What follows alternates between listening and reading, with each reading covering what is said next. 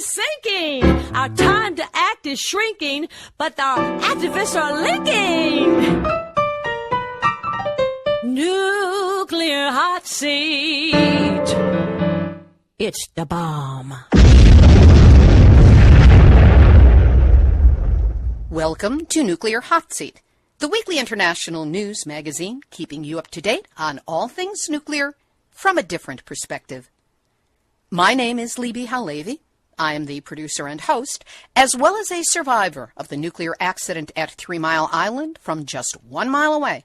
So I know what can happen when those nuclear so-called experts get it wrong. This week, we talk with Dr. Christopher Busby, who has been tremendously effective in fighting the nuclear industry. We will be discussing the recent UK court case he conducted on behalf of British military veterans who had been exposed to nuclear radiation, a court case that aims to once and for all establish the legal difference between external and internal radiation exposure and the dangers of even the smallest internal dose. Plus, numbnuts of the week for outstanding nuclear boneheadedness, the nuclear reactor duck and cover report, and more honest nuclear information than has been or will ever be mentioned in the entire Democratic National Convention. See how even-handed I am? All of this will be coming up in just a few moments. Today is Tuesday, July 26, 2016, and here is the week's nuclear news from our perspective. Starting off in Japan, where according to a report issued by Greenpeace, radiation levels in the seabed off Fukushima is hundreds of times higher than prior to the disaster. This conclusion was reached as a result of a study during which scientists analyzed radioactivity levels along Fukushima's rivers and the Pacific seabed off the coast. Ai Kashiwagi, energy campaigner at Greenpeace Japan, said these river samples were taken in areas where Prime Minister Shinzo Abe's government is stating it is safe for people to live. But the results show there is no return to normal after this nuclear catastrophe. In addition to showing that there is hundreds of times more radioactive substances in the seabed off Fukushima's coast than there was prior to 2011, the study showed that the level of hazardous materials along local rivers is 200 times higher compared to the Pacific Ocean seabed. Scientists warned in the press release, the vast territories, including contaminated forests and freshwater systems, will remain a perennial source of radioactivity for the foreseeable future. So are you still planning to attend the 2020 Tokyo Nuclear Olympics? Ah, the power of the bureaucrat. When is radioactive waste no longer radioactive waste? When the government says so. And that's exactly what the Japanese government did on Friday, July 22nd, when it informed the city of Chiba that the radioactive designation for 7.7 tons of Fukushima-tainted waste stored in that city would be lifted the very next day, allowing it to be treated as general garbage. The decision came after it was found that the radioactive activity of cesium in the waste had fallen below the state-set limit, bureaucrats again, state-set limit of 8,000 becquerels per kilogram. 7,999, hey, no problem. It's just put it out with the rice cartons and broken tatami mats. Mayor Kumagai has expressed his intention to keep this waste in storage for the time being, wise man that he is. But at the end of March, 172,899 tons of such designated waste was being stored in Chiba, Tokyo, and 10 other prefectures in eastern Japan. Speaking of radioactive waste, our thanks to FukuLeaks.org for the following story. Japan's Nuclear Regulatory Authority has instructed TEPCO to deal with the radioactive water in the reactor building basements at Fukushima Daiichi. The request included reducing the radioactive contamination in the water and also the volume. The addition of more holding tanks was included in the request. You think they don't know this already? The NRA appears to be concerned with contaminated water leaking out of the reactor buildings or being flushed out by a tsunami at the plant. Groundwater levels around the reactor buildings appear to be strongly influenced by the amounts of rain at a given time. If TEPCO were to remove all of the contaminated water, they would need enough storage tanks to hold 61,600 tons of water. This also could be problematic, as Unit 1 is known to have fuel fragments and possibly corium, melted fuel from the core, in the torus room at the basement level. Draining that water could create other problems. Ya think? According to Japan's Ministry of Health, Labor, and Welfare, the meat of wild boar in Fukushima was measured to have 960 becquerels per kilogram of cesium. Remember that in Japan, only 100 becquerels of cesium per kilogram of anything is allowable in food. That's what's allowed. We're not saying that it's good for you. The sampling on the wild boar meat was June 11 of this year, and significant density of cesium-134 and 137 was detected in all 33 wild boar samples. The ministry reports that none of the meat from these wild boar was distributed for sale. So what? It ended up in school lunches? Two stories now that give new meaning to the Watergate-era term, follow the money. Regional banks in Fukushima Prefecture are reopening outlets in radiation-contaminated areas to help lure residents back. These regional banks are so eager to play a trailblazing role by allowing residents to use their branches as places to socialize. Yeah, that'll bring them back. And who are you going to get to work there? Toho Bank, which is based in the city of Fukushima, restarted its branch in Naraha in April, even though in the 10 months since the evacuation order was lifted, only 8.1% of the residents had returned as of July 4th of this year. But as the chief of that bank, Hiroshi Yamaka, said, it's not easy to achieve industrial revival in contaminated areas neglected by the long evacuation. And a newly revealed memo shows that residents of Hamaoka received 3 billion yen to host a nuclear reactor. It was called cooperation money, but that might be a Japanese euphemism for bribe. The Hamaoka facility has been described as the most dangerous nuclear plant in Japan because of its proximity to a long-expected huge earthquake off the prefecture. And now, Nuclear hot seat, nuclear hot seat, nuclear hot seat, numbnuts of the week. Tokyo Electric Power Company, TEPCO, has admitted asking the provider of the popular Pokemon Go smartphone game to change settings so that the game's virtual characters will not appear at a nuclear power plant. TEPCO said it had detected at least one Pokemon character within the premises of one of 3 TEPCO nuclear power stations that were tested. The 3 being the radioactive remains of the Fukushima Daiichi disaster, the Fukushima Daini plant, which is in Fukushima Prefecture as well, and the Kashiwazaki Kariwa plant in Niigata Prefecture.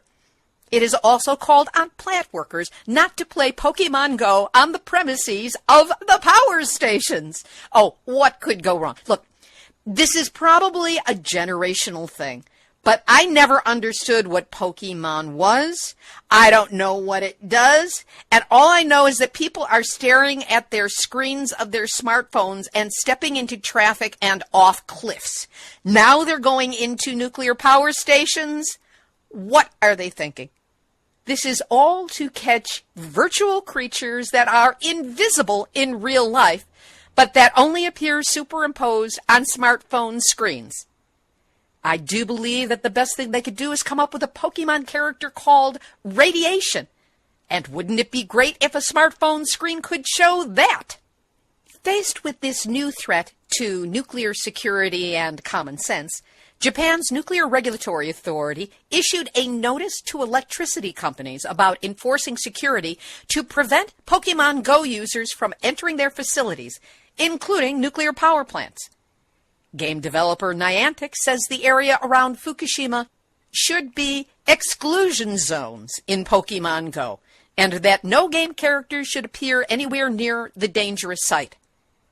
How about continuing to make them and the areas around them exclusion zones in real life so that no human beings, no people would... Oh, well, who cares about them anyway? And that's why Pokemon Go users all over the world, you en masse, group conscience, lack of class action suit, are this week's Nuclear Hot Seat, none that's out of week. Over to the United States, where the Utah Court of Appeals has ruled to allow a nuclear power plant on the ironically named Green River, which may not be so green if it gets a nuclear power plant. The unanimous opinion affirms the 7th District Court's 2013 ruling that the Blue Castle Holdings plan for a nuclear reactor would not, repeat, not overly tax the river by diverting water to cool a pair of nuclear reactors. Well, let's just look at Indian Point, which uses 2.5 billion gallons of water a day to cool those reactors, and the water that it returns to the river is 18 to 20 degrees hotter. But really, Utah, it's not going to do any damage to your river at all, or to tourism, which I think is a pretty big industry for your state. Opponents of the plan say they are still optimistic because the project has failed to attract investment. Speaking of investments, the motley fool went overboard in praising General Electric's new small modular reactor design. Only if you read the fine print at the bottom of the article do you learn, quote, the motley fool owns shares in General Electric. Time for the nuclear reactor duck and cover report. In New Jersey, the Salem 2 nuclear plant has been shut down for the 4th time in a month because of a problem with its main generator. It was restarted on Thursday, July 21st, shut down again on Sunday, the 24th. Other shutdowns occurred on June 28th. It was restarted on July 3rd, shut down on the 4th, turned on the 11th, and ran for only 7 hours. Would somebody please shoot it and put it out of its misery? NRC is going to need on-site AA at Farley in Alabama and Fitzpatrick in New York, where in the last week both sites had non-licensed supervisory personnel who tested positive for alcohol. Alcohol and nukes. What could go wrong? I love this one. During the planned NRC FEMA evaluated drill exercise on July 13, 2 press releases written in the Joint Information Center were published in the Public Information and Emergency Response System without, quote, this is a drill, in capital letters, denoted at the top of the page. As a result, the local radio station affiliate was not aware of the exercise nature of the information they were receiving. As a result, the said affiliate station, they never provided the call letters on it, but the station thought it was a real event and read the press releases over the airways not once, but twice. It took almost 4 hours before the radio station learned the truth and was able to tell their listening audience of the mistake. The NRC states that this event is not significant with respect to the health and safety of the public. Yeah, except for those people who are listening to the radio and have heart conditions. And on August 4th, anyone who lives or works within a 10-mile radius of Beaver Valley Nuclear Power Station in Shippingport, Pennsylvania, is eligible to receive free potassium iodide tablets. What do they know that we don't? And that's this week's Nuclear Reactor Duck and Cover Report. Internationally, the Canadian Nuclear Safety Commission is investigating allegations contained in an anonymous letter claiming to be written by specialists at the nuclear regulator that says information has been withheld from commissioners while making critical decisions about the licensing of the country's nuclear plants. From radiation-free Lakeland in the UK, Anti-nuclear and citizens groups have slammed the plan to stack shipping containers ever higher at the UK's low-level, high-rise nuclear waste dump. Low-level being a euphemism for a cocktail of relatively short-lived, intensely radioactive species such as tritium, cesium, strontium, and plutonium.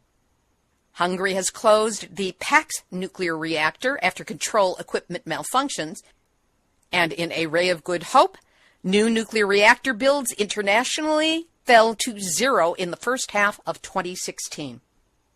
Here's this week's featured interview.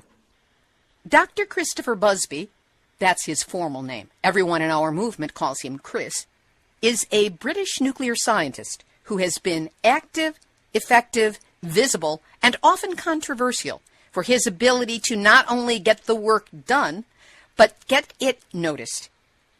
Officials had tried to shut him down, shut him out, shut him up, and nothing works because, well, you'll hear a bit of his indomitable nature in this interview.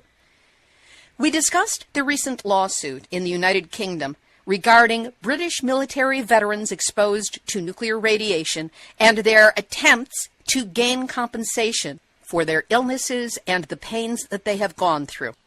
In this latest case, he has played an even more remarkable role than usual. This is an important interview to listen to if you are dealing legally or legislatively with the nuclear industry's claim that exposure to low-level radiation cannot harm you. Chris Busby, thank you so much for joining us again on Nuclear Hot Seat. Hello, Libby. I'm very pleased to be here. I hope I can contribute something useful. You usually do. British nuclear test veterans in the UK have been battling with the Ministry of Defence and the Home Office regarding compensation for nuclear radiation exposure. Give us a sense of the background of this case. So I first was approached in 2004 to act as an expert witness for a nuclear test veteran called Gerald Adshead, who died. His widow was trying to get a pension. Now, the way this works is that you can get a pension so long as whatever it was that hurt you occurred during the time that you were in the army. And these young men, well, he was one of them, they were national servicemen, that is to say they were conscripted in the 1950s, and they went to work at one of the two nuclear test sites, either one in Australia or one in Christmas Island, which is a little atoll in the Pacific, to help develop the British nuclear deterrent, if you'd like to call it that, to create a hydrogen bomb or a thermonuclear bomb. And at that time, it was very important for Britain to become a member of the nuclear club, as it were, because it was clear that whoever was in the nuclear club could determine political direction in some way. You know, they had clout. So the British were scrambling to produce a nuclear bomb, and so they conducted tests in Australia up until about 1957. And then the Australians politely asked them to go away because the fallout from the Australian tests in the desert in Maralinga were actually drifting over the populated areas of Australia. And obviously when they were going to have even bigger bombs, these big thermonuclear bombs, they had to go somewhere a bit more remote. So they relocated to Christmas Island in the Pacific. So this guy had been exposed, but the military said he hadn't because they said that nobody got a very high dose, and therefore the fact that he got cancer couldn't have been caused by the radiation dose because it was too low. And so I went in as an expert, and we won the case, or rather the appeal that he made against his refusal to get a pension was overturned. And so from then on, I did about 6 cases with different people who got in touch with me, and I started to get quite famous amongst the veterans for somebody who could go in as an expert and win the case for them.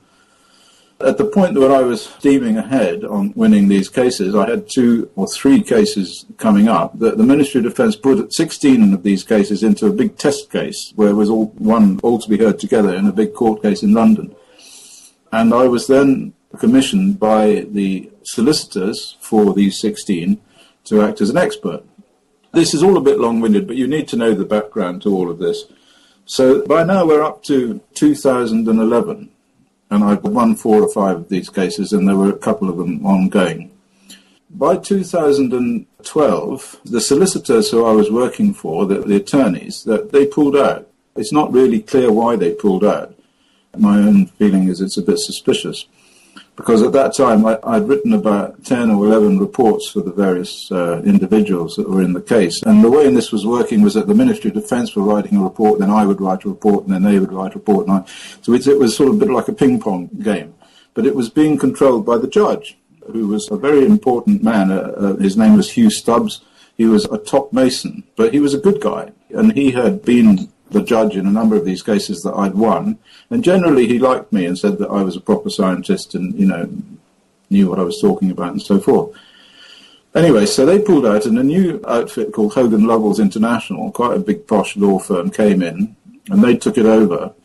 And then just before the big cases were to be heard, all in one go, that was in 2013, they threw me out. They said, we're not going to rely on Dr. Busby's evidence. That was all thrown out. And as a consequence, this, I argue, they lost the case. So all of the people, they didn't get their pensions. The case was lost. I managed to persuade a couple of these veterans to appeal the decision on the basis that my evidence had been excluded without Hogan Lovells actually asking their clients whether or not I should be excluded. I mean, the way in which this works, normally if you represent somebody, if you're a solicitor and you represent a client, you're supposed to communicate with the client what it is you're doing. And if you want to throw out your main witness, you ought to at least ask the veteran whether or not they thought that was a good idea. And of course they knew that what would happen is the veteran would say, no, it's not a good idea because this bloke's won a whole load of these cases in a row, so it might be a good idea to continue to use him. Anyway, they didn't. So we went to an appeal, and the appeal was won. We won the appeal. It's called the upper tier. So you now go to quite a posh court. And in the posh court, there was this guy called Sir William Charles, who was the upper tier judge. And he said, all right, I'll send it down to be heard all over again. But at the time that he was doing this, the Ministry of Defence came along and they put in an application that I should be thrown out as an expert anyway, because A, I'm not an expert, and B, I'm some crazy guy who chains himself up to nuclear power stations and walks into meetings with like Handel, like Hamlet, with a skull and all this kind of stuff that I go in for. Both of which happen to be true. At the same time, tell people what your background is so that they understand the nature of your scientific credentials as we're talking about this. I know what I'm talking about. I got a first-class honours degree in chemical physics, and then I got a PhD in chemical physics from the University of Kent, University of London. And I've been studying the health effects of radiation for about 26 years now, and I've published over 35 peer-reviewed papers in the area. So it's really quite hard for them to argue that I'm not an expert in this area. And also I've worked in America in a number of radiation court cases, so I had a lot of really quite posh American lawyers write affidavits, saying that I was a fabulous expert and the greatest expert that ever lived and so forth. So this all came before the judge. And he concluded that I was an expert. But the problem is under English law that you're not allowed to be an expert if you're also an activist. And he made it quite clear that because I was an activist, it meant I had a specific point of view. And of course I said that all scientists have a specific point of view. The Ministry of Defence experts all believe that the current risk model is right. They all believe that the doses are too low. They all have a position. In fact, all scientists have a position, depending upon the way in which they interpret the facts. That is absolutely true. The idea that you can have an expert and that expert tells you what science says in some sort of rather ridiculous Peter and Jane way is just total nonsense. That isn't what science is about. Science is a continuous argument about the current understanding of the world and the evidence that suggests that that current understanding may not be right. Anyway, I said all this stuff, and I was cross-examined in the witness box for 3 days. It was a nightmare. It was a nightmare. You were cross-examined as to the specifics of your understanding of radiation and its impact on the body. Yes, of course. Yes, absolutely. Absolutely. I was put under hostile cross-examination by the Ministry of Defence as to all of the evidence that I'd put in, because one of the arguments had been that if my evidence had been heard, it wouldn't have made any difference anyway, which was just complete nonsense. Make it clear. What was their contention and what was your counter-contention that they were discounting?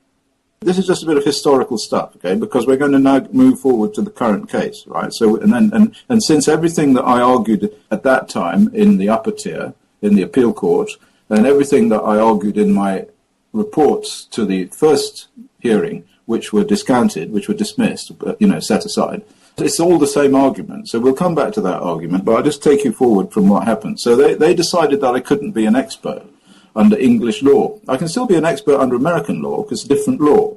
But anyway, under English law, they said the judge ruled I couldn't be an expert. But he said there was no reason why I couldn't actually be the attorney. I couldn't be the representative, you see, with a slight smile on his face. So anyway, at that point, I got my appellants to choose me, to put me as their representative, to designate me as their representative, their legal representative. So now I get a chance to get up like Perry Mason in court, you know, and actually be the main man, which is actually, I tell you, is much more powerful than being the expert, because you can rip into their experts as well. You can bring your own experts in to say all the things that you would have said anyway as an expert. And then you can then cross-examine their experts and rip them to pieces, you see, which is more or less exactly what happened. So now we move forward to the new case. So he found that, and then he designated that there should be a new hearing. And this is the hearing we're talking about now, the one that's just finished. It started on the 13th of June, and it went on for 3 weeks. And it was one of the other lawyers who were there who were representing some of the other appellants, because I only represented 2 of them. He did say something along the lines that this was one of the most technically complicated scientific hearings that's ever occurred in English law. If that's true, I mean, even if it isn't true, it must be almost true, because I can tell you that it was an enormously big case. There were like maybe 50 or 60 of those big ring binders of evidence, of stuff that we had got out of the Ministry of Defence on disclosure requests. Just endless loads of documents that all had to be looked through for the purposes of finding out what actually really happened way back there a long time ago, you know, how much radiation got there, how it got there, whether it got there. Because, of course, the Ministry of Defence, their main argument all the way through, almost from the beginning, well, no, actually from the beginning, is that nobody got exposed to any radiation at all, that these bombs were all exploded high up in the sky. They only exploded them when the wind was offshore, blowing them away from Christmas Island or wherever the men were, and that nobody could possibly have got exposed to anything. So that was their argument. But various things emerged in the course of looking through all of the data that we got under disclosure and that was sent to us by other people and from freedom of information and all that kind of stuff, painted a completely different picture. What was the picture that was painted of the experience for the men who were in the military? Well, the principal argument here has to be between external radiation. I mean, in fact, the argument is the same one as Hiroshima, you know. It's exactly the same as Hiroshima. In fact, we brought Professor Soji Sawada, who is an expert on Hiroshima, because he was blown up at Hiroshima.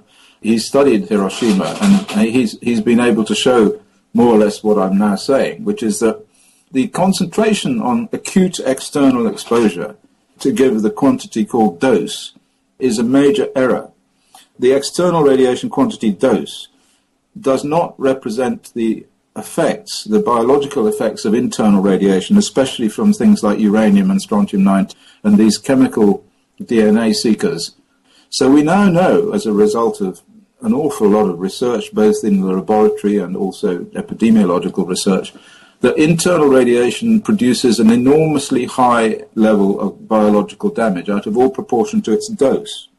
And this was why we set up the European Committee on Radiation Risk in 1998 to address this problem. And a number of my experts that I brought in, that we flew in from all over the place, more or less put that issue directly into the court and argued and demonstrated, I guess, using peer-reviewed evidence, a massive amount of evidence after Chernobyl, particularly relating to genetic effects in children, because the other thing is we already knew that the children of the test veterans had a very high levels of congenital malformation, 10 times the national population. There have been 3 studies of these people. So we argued that these internal radionuclides, and particularly uranium, which is what the bombs were made of, and in fact the Grapple Y bomb, the big 3-megaton bomb that the British exploded on Christmas Island, contained about 3 tons of uranium, you see. So when these things exploded, or even if they were high up, and even if they didn't produce fallout, but actually we now know that they did, the uranium itself got blown into lots of these nanoparticles, and then they all drifted down. And then they were inhaled by the people on Christmas Island, and they contaminated Christmas Island, and the same sort of thing happened at Maralinga. And these people inhaled this stuff, and it got into their bodies, and then it distributed more or less uniformly, goes through the lungs, and it's distributed through the bloodstream. And it gives very, very high doses to local tissue from the particles. And also, as it dissolves, it produces high concentrations of uranium, which then bind to the DNA. And of course, the DNA is the target for these effects. So what we're saying is that it's not an issue of dose at all. It's an epidemiological, you've got to have an epidemiological approach to it and say, look, you start from the effect, and you say, if there's an effect, then there must have been a dose. For example, one thing that was done, and one piece of evidence that went in, is that in 2009, I think, an Australian university, Massey University, they did a study of chromosome aberrations in 50 New Zealand nuclear test veterans. And they compared them to controls, which were quite carefully collected, these controls. And they found that the New Zealand test veterans had 3 times the amount of chromosome damage, as shown by fluorescence immunoassay FISH tests, than the controls. And they could relate the amount of chromosome damage to a dose. It's the same sort of thing that would have happened if they'd had an external dose of 1,000 millisieverts or thereabouts.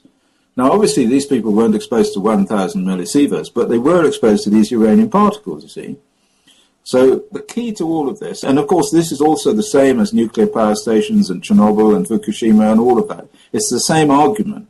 These internal radionuclides cannot be assessed in terms of dose. So when they come along and they say about Fukushima, you know, the dose was really small, or they talk about the childhood leukemia clusters around nuclear power stations, they said the dose is ridiculously small, and so on.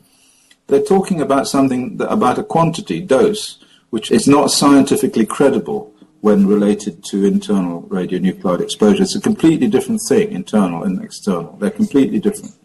So dose refers to an external amount that comes at a person or that somebody is exposed to, but that is completely different, and I don't want to say irrelevant, but it is not a good measure of the damage that can be done by an internal dose from inhaling, ingesting, or getting in from a cut on the skin. Correct. This has actually always been a bone of contention. In fact, the famous health physicist Carl Morgan, who's called the father of health physics, he had this argument way back in the 1950s when they first set up this whole idea of dose, and he was against it as a representation of internal radioactive effects. Because what dose is, technically, it's actually quite simple. Dose is energy per unit mass. So in other words, if you sit in front of a fire and you warm yourself and you get so many joules of energy, you dissolve that into your mass, divide one by the other, and that gives you the dose. But you would get exactly the same dose if you reached into the fire and you got a hot coal and you ate it, because the dose is averaged over the whole body or the whole organ, you see. This is how the current risk model does it. So, for example, if somebody inhaled a load of uranium particles, what they would do is they would say, well, how many uranium particles are in the organ that you're interested in? Say, I don't know, the kidney, for example. And then they would work out all of the energy in terms of the amount of joules coming out due to the decays of the uranium particles, and then they would divide that by the mass of the kidney. Now that would give you a very, very small dose, but actually the dose to the local tissue, the dose to the cells that are very close to the uranium particles is enormously high, enormously high. So this is the argument. And in fact, I won a case like in Australia, a similar case. It was a pensions appeal case in Australia. And we won it entirely on this argument of dose, because the tribunal in Australia, it was a case of a man called Mahoney who got colon cancer after working in the ruins of Hiroshima, helping to clean it all up and so forth. He was working in the Australian army. And then he got colon cancer. And I argued that he would have swallowed some of these uranium particles and they would have lodged in his colon and given a very large dose to a little bit of the colon where the particle was. But the general dose to the whole colon was very small because, you know, if you divide the dose from the one particle into the whole colon, the dose is tiny. But as far as the cell is concerned, and of course cancer starts in a single cell, it doesn't start in the whole colon, it starts in the cell next to where the particle was, you see. So they understood this, the tribunal. They said, yes, this is the right approach. And of course the Australian National Radiological Protection Board, called ARPANSA, they came along and they made the normal argument that, well, it should be the dose to the whole colon and so forth. And the tribunal threw that out. They said, no, that's not reasonable. So we're going to find, on the basis of Dr. Busby's evidence, we're going to find for Mr. Mahoney. So that was sort of a landmark case. At that point, in case you couldn't tell, Skype became overwhelmingly Skypish, and we had to take a brief break.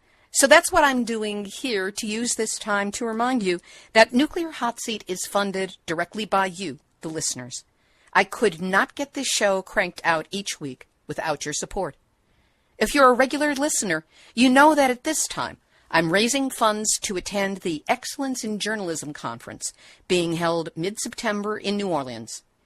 This will give me access to over 1,000 mainstream media reporters, news directors, syndicators, on-air talent, all those people responsible for whether or not your nuclear story gets covered. These will be people from the whole gamut of the news world, and I'll have access to them for 3 full days to lobby, plant story ideas, explain to them what the nuclear issues are in their part of the world, and whatever other mischief I can get into with them. Fingers crossed, I'll inspire some of those reporters to spill the beans as to what problems they've experienced while attempting to cover nuclear stories, and then I will share their stories with all of you. I've been able to book my flight to Excellence in Journalism because of some generous contributions, and thank you very much. But there are still a lot of other expenses that need to be covered. You know, food, hotel, bail. Just kidding on that last one. As well as all the regular monthly expenses that still need to be covered for the show. That's why I need your help, and why I'm asking you, yes you, to help with this. Your donation of any size, from the equivalent of a cup of Starbucks and a tip, to the sky's the limit. It's all welcomed with my gratitude and with joy, because I take it as a tangible show of support for the work that I'm doing. So won't you help? It's easy. Just go to nuclearhotseat.com and click on the big red donate button. You can donate by PayPal, or you can use your credit card. And if you prefer the old-fashioned way, by sending a check, you can get a snail mail address to use by sending an email to info@nuclearhotseat.com. Whatever you can do to assist me and help the show. Many, many thanks. As we get back to this week's interview with Dr. Christopher Busby, know that our reference to Sean means Sean Arkwright, an esteemed activist, colleague, and supporter based in Ireland. Also, when Chris Busby says ICRP, that stands for the International Commission on Radiological Protection, which sets the world's standards for quote-unquote acceptable radiation exposure. Chris is about to give you an earful on that one. Sean was telling me that there was the ability to challenge the Ministry of Defense because new parameters had been set on the science surrounding internal versus external radiation. Can you explain that? In general terms, this challenge to the internal-external argument has been happening since we set up the European Committee on Radiation Risk in 1998, and then we made our first report in 2003, and the second one in 2010, and that basically lays out our argument.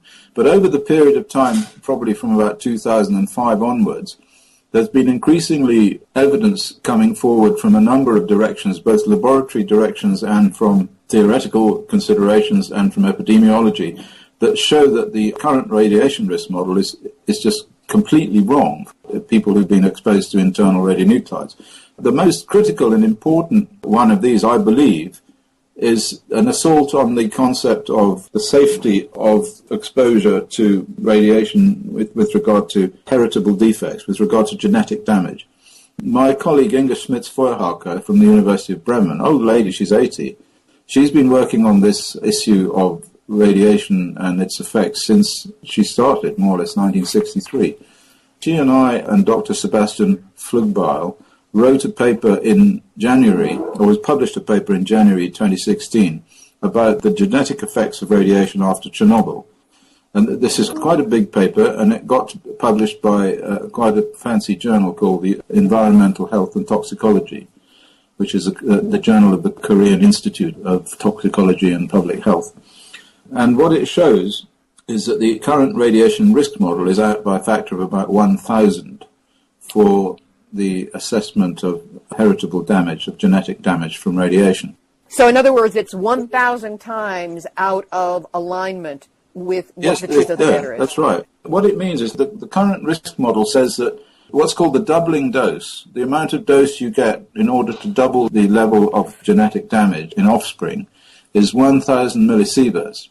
And what we did was we looked at a lot of papers from Europe and from Belarus and from the ex-Soviet Union territories and so on, and even as far afield as Egypt, that showed that after Chernobyl, like if you compare before Chernobyl with immediately after Chernobyl, there was a sharp jump in heritable defects, in genetic damage in all the populations that were studied. So you saw increases in Down syndrome, increases in congenital heart defect, in limb reduction defects, you know, when they don't have hands, in neural tube defects, in kidney defects, just right across the board. There was an enormous and obvious and statistically significant increase in all of these effects after Chernobyl compared to before. And these all occurred at a dose of 1 millisievert. Now, what we're saying is that not like there were 2 or 3, sometimes twice or 3 times the level that there was before. And we were seeing these at doses that can only have been 1 millisievert as assessed as an external dose by the current radiation system.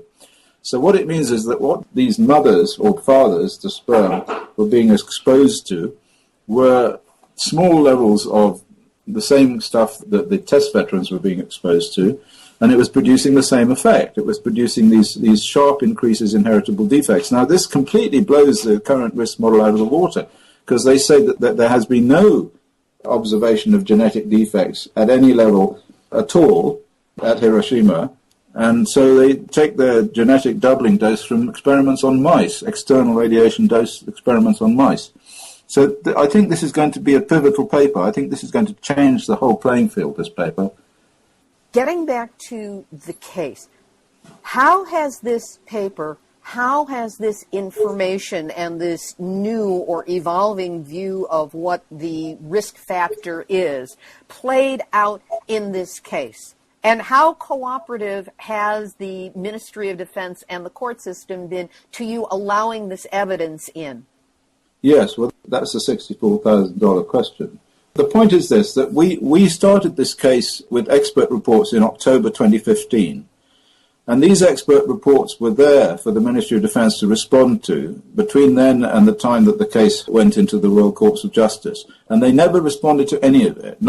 They brought forward 3 of their expert witnesses, and none of these expert witnesses were asked to respond to any of the arguments that we advanced or respond to the documents we put in or this particular paper that we're talking about. And the reason this paper is important is because we also found, of course, that you had very high levels of genetic damage in the children of the veterans. So the argument was, and the judge accepted this argument in December at one of the procedural hearings, he said he agreed that it was possible to use the genetic damage in the children as evidence that the parents had been exposed.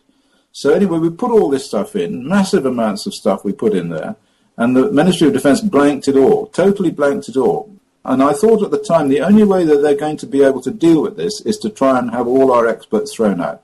And so this is actually what they did.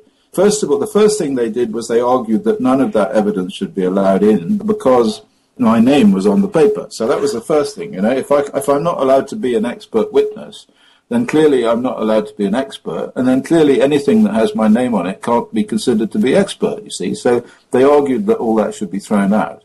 And was that accepted by the court? Well, it was at first, yes, it was. In fact, we argued that it was certainly not what the original judge had decided. The original judge made the decision that Chris Busby couldn't be an expert witness because his enthusiasm might colour the way in which he was arguing, if you like to put it like that. But he never argued that peer-reviewed papers written by Busby or as Busby as a co-author or any of that stuff should be excluded. But the current judge said that that was the case. It should be excluded. So what we did then is we said, well, all right, okay, if you're going to exclude this, we'll then put in all of the evidence that we relied on in that paper. So rather than just saying, here's the paper by Chris Busby in English, Mitzvah, Harker, and Sebastian, here's all the papers that it relied on. So I rushed out and photocopied 8 of these papers, and you have to make 8 copies for the court, because there has to be 1 for this guy, 1 for that guy, 3 for the tribunal, 1 for Jim, and all the rest of it. So we put those in, and those were accepted. So the information got in, but it wasn't credited to you. It was based on your source material. Yes, that was the cunning plan. I mean, well, anyway, you know, we had to think on our feet, you know. I mean, at that point, it was like our entire case was down the drain. Well, not entirely, because that was just that particular paper. But quite a lot of our evidence was evidence that actually had Chris Busby written in it in some place or another, you know, because people refer to me and all that. I mean, I've become quite an expert in this field now. So, I mean, if you rule out anything that's got my name on it, you rule out about 50% of what we had. Quite extraordinary. But anyway, the other 50% of what we had then was attempted to be ruled out by the Ministry of Defence in their closing submission. So right at the end of it all, they come along, this is right at the end of the 3 weeks, they come along with their closing submission and they say, look, what we say is this, is that all of these experts that Chris Busby brought in are all mates of Chris Busby, you know. They're all friends of his, or they've known him, or they're part of the ECRR or something like that. Therefore, we want to have all of their evidence chucked out, everything. So it means that the only experts that are left in the court, and by the way, they said, and by the way, the tribunal cannot act as an expert either, you know, because they're obviously not experts, you know, it's just a judge, and the two people that are there, even one of them was a medical woman, but she's not allowed to be an expert because she's not an expert on radiation, you see. So this is the backstop, this is the fallback position of the Ministry of Defence. How successful was it? Were they able to get away with this? Well, I think he said no, he wasn't going to go as far as that. But, I mean, I got a certain degree of, hostility from the tribunal. I certainly felt that the tribunal were not impressed. They went in there thinking that basically I came in there, you know, with my circus of my mates and so forth, you know, and it was set up to kind of not really agree with or believe anything that we said. I mean, it was really a bit sad. The point is, you've got to realise, or everyone has to realise, that we're dealing now with, this is an end game. This is an end game. If we win this case, if they allow us to win this case, then that really is going to be the end of nuclear power. It's going to be the end of nuclear weapons. There are big stakes here. There are big stakes. This is a big deal. This is the Royal Courts of Justice in London. This is as high as you get. When are you going to find out what the ruling is? I think probably by September. I think they're going to have to go away and read all this stuff and try and figure out what it is they're going to do. I mean, I can't see how we're going to lose myself unless they throw out everything that we put in. I mean, they could do that. They could actually do that. They could say, well, you know, the ICRP risk model is the correct model. The governments of the world use it, therefore it must be right. And therefore all of these arguments that it's wrong, you know, however they're presented and whatever the data is, cannot be accurate. And therefore we're going to consider that they've all been introduced by people who are basically activists, I guess. And we're going to discard it all. I mean, they could do that. It's possible. Are there any precedents in international law that support your case or that make this point in a way that cannot be avoided, or is this the case that's supposed to do it? No, this is it. This is it. Anything else that you can do between now and the determination, or the case is over and now you just have to wait it out? Well, this is an argument that I had after the case with all of my colleagues. The thing was so stressful that one of the people who was working with me, Group Captain Andrew Ades, had a heart attack and disappeared. So I had to bring in my daughter, Dr. Cecilia Busby, to help me. And she was absolutely brilliant because she's a clever woman and she knows a lot of the science too, because we've talked this through for a very long time. And so she came in, but she and all of the other people, they said, look, whatever you do, Dad, she said, and the other said, Chris, you know, don't go out and talk about this on the radio and keep your head down, and otherwise you'll piss off the judge. And I had a huge argument with them about that. I really did, because I said, look, what on earth is the point of me not saying anything about what really happened until after it's all over? Because after all, if it's all over and he finds against us, then what's going to be the point of me saying, boo-hoo, you know, it was all a stitch-up? If I sort of argue this beforehand and enough people hear about it and they get annoyed enough, you know, it may be that there can be some sort of public pressure or at least some public understanding or appreciation of what's going on, which might put some kind of political pressure on the system in some way.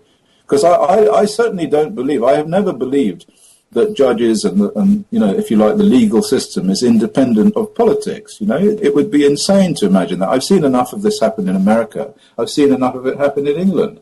I did think a bit about it before I decided to talk to you and to Sean.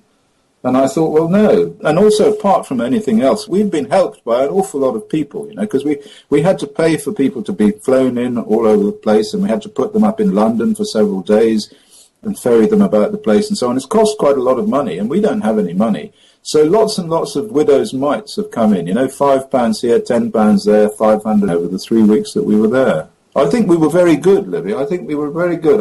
I don't think anybody could have done better than we did. We've got four important major scientific experts who laid out the ground that showed that the ICRP risk model was wrong, that laid out the arguments to show that these guys were exposed to radiation because the winds weren't blowing in the direction that they said they were blowing, they actually were blowing in a different direction. All of this evidence came in.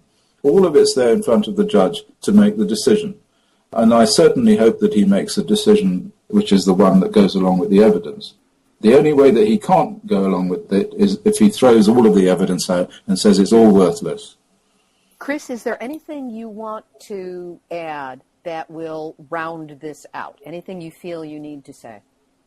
Well, okay, I'll say this, that if you were to plot on a graph the direction that the argument that we have put forward is going, that is to say that internal radiation cannot be assessed in terms of external dosimetry, then the evidence increases every single month.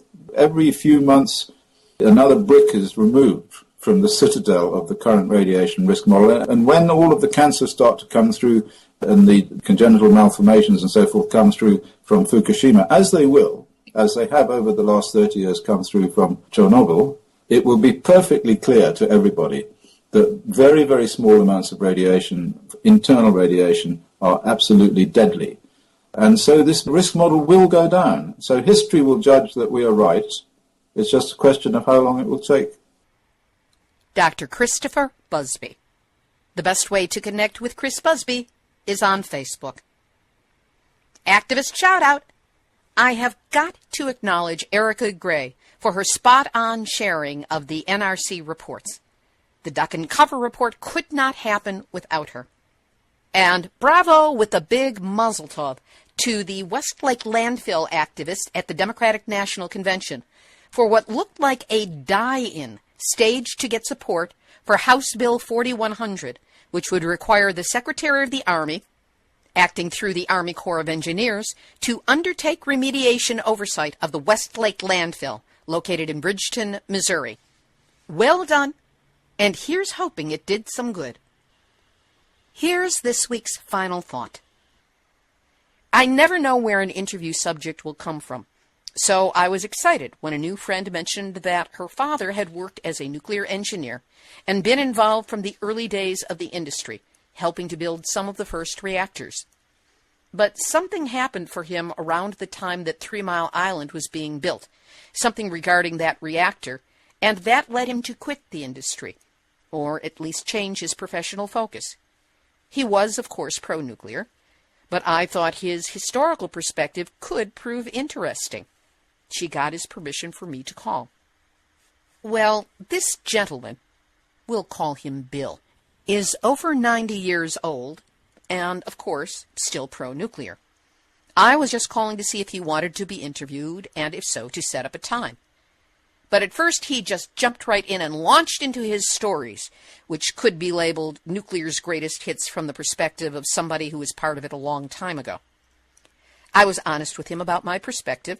I don't think I have to explain it to any regular listeners of this show. And he then started challenging me that while I might have a perspective and a focus, he was the only one on the phone who had real knowledge. Was I an engineer? A scientist? Ha! I couldn't possibly know blah, blah, blah. Then he ratcheted it up to where he was nearly yelling at me that nuclear was the greatest thing that ever happened to this planet. It was cheap energy, clean energy. Radiation doesn't harm you. If you're afraid, it makes no sense at all. I swear, he sounded like he was stuck in Eisenhower's Atoms for Peace propaganda. I could not get a word in edgewise. But then he said, there is nothing wrong with nuclear. And I simply shot back, the waste, Bill. The radioactive waste. Plutonium-contaminated fuel rods and fuel bundles with a 24,000-year half-life, and we have no safe way to store it or neutralize the radiation. That's when he kind of lost it for real. building a crescendo of abuse that he heaped at me, ending with, "And if you think you know what happened at 3 Mile Island, you don't, and you never will. Goodbye." So that left me with 3 thoughts. First, this was an interview that was never going to happen.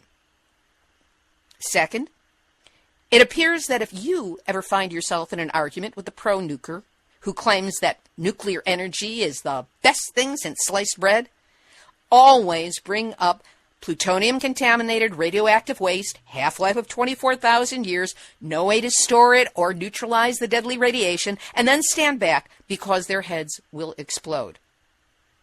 Finally, is there a bigger or at least a different story about 3 Mile Island that we, or maybe it's just I, don't know? I'm willing to bet that Eric Epstein or Scott Portsline from TMI Alert, 3 Mile Island Alert, would know a thing or 2 or 12 about this. Great to get started on that research now, so I'll have it ready for next March's 3 Mile Island anniversary special. Whatever I find out, you know that I will let you know. This has been Nuclear Hot Seat for Tuesday, July 26, 2016. Material for this week's program has been researched and compiled from RT.com, Greenpeace, JapanTimes.co.jp, FukuLeaks.org, Fukushima-Diary.com, and our friend Iori Mochizuki, Asahi.com, Forbes.com, ASIA.Nikkei.com, SaltLakeTribune.com, OAOA.com, Westlake Landfill on Facebook, NJ.com, Patch.com, Fool.com, EcoWatch.com, OpenCulture.com, GlobeandMail.com, MiningAwareness.WordPress.com, NSNBC.com, Reuters.com, the Nuclear Regulatory Commission, and the highly motivated, mostly self-taught, genius activists who gather at Nuclear Hot Seat on Facebook, which you are all invited to join and like us and comment on the stories. Theme music written by me, sung by Marilee Weber, accompaniment by John Barnard, and recorded at Winslow Court Studio in Hollywood. Nuclear Hot Seat is syndicated by UCY.TV, ActivateMedia.org, PlanetExperts.com, on NewZSentinel.com, and broadcast on WGRN-FM in Columbus, Ohio. We're always looking for other stations and networks to connect with, so if you know of an online news aggregator or community radio station, or heck, your own website and you want to connect and want to carry the show, send an email to info@nuclearhotseat.com. Don't worry, I make it easy for everyone. If you sign up on the website, you'll receive an email link to each week's Nuclear Hot Seat episode. And as a bonus, you'll get a chapter from my ebook, Yes, I Glow in the Dark, 1 Mile from 3 Mile Island to Fukushima and Beyond. The full book is available on Amazon. And a reminder that it's your contributions that help keep Nuclear Hot Seat the vital force it is for honest, accurate nuclear news with an attitude. So please do what you can this week to help us out with a donation at nuclearhotseat.com. Nuclear Hot Seat is the activist voice on nuclear issues, so if you have a story lead, a hot tip, or a suggestion of someone to interview, send an email to info@nuclearhotseat.com. We are copyright 2016, Libbe, HaLevy, and Artistry Communications. All rights reserved, but fair use allowed as long as proper attribution is provided. This is Libbe, HaLevy of Artistry Communications, the heart of the art of communicating. Reminding you that Nuclear Hot Seat is now downloaded every month in 112 countries.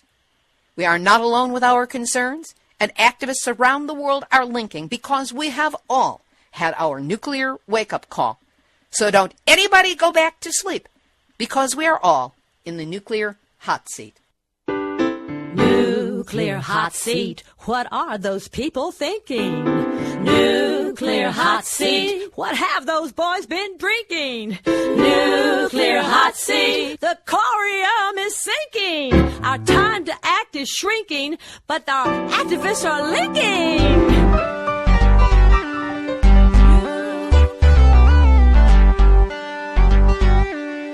You are listening to UCY.tv.